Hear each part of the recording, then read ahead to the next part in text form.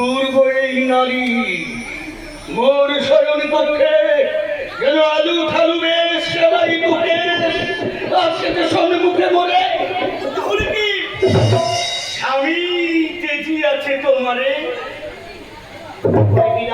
তাহলে কেন আসিয়াছ মোর শয়ন কক্ষে?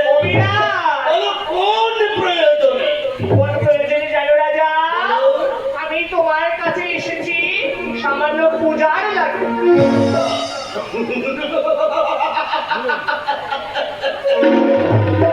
একজন নারী এসেছে আমার কাছে পূজার জন্য। বলো তোমার কি পিতৃ পরিচয়? আমার জন্ম পরিচয় শুনবি বাবা? তবে শোন, সর্বপ্রথম আমার জন্ম পরিচয়। আজি যোগ্য শীতল কালে বিরাট বহু জন্ম হলে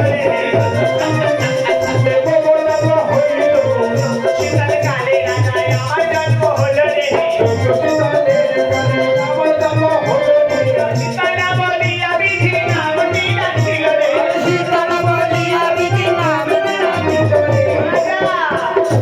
ওই যোগ্য শীতলে কালে মম জন্ম হলো, সীতারা বলিয়া বিধি নামটি ডাকিল।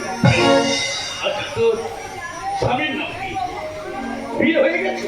হয়ে গেছে, কিন্তু তুমি যে চাল শুনতে চাইলে আমার জন্ম পরিচয়, আরো জন্ম পরিচয় আছে বাবা। শুনবে? একত্রিত শোনো আমার পিতৃ পরিচয়। মহাবীরা তোরে বলি, পিতা হয় মোর পদজনী।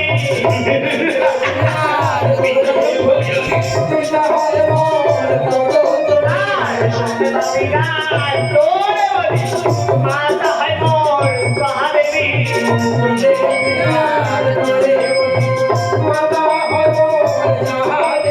আর খুললো তাতো শুলবাণী, খুললো তাতো শুলবাণী, জ্যেষ্ঠ তাতো চক্রধারী। মহাবীরা তোরে বলি, পিতা হয় মোর পদজনী।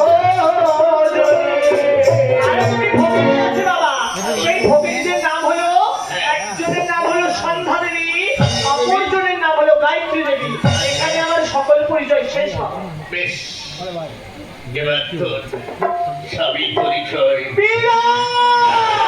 পূর্বেই বলেছি, বিরাট পূর্বেই বলেছি, আমার পিতৃ পরিচয় শোনো। বলিতে পারবো না সতী নারী হই, তবু পারবে মম স্বামীর নাম। তাহলে তোর সন্তান? বল, বল তোর সন্তানের পরিচয়।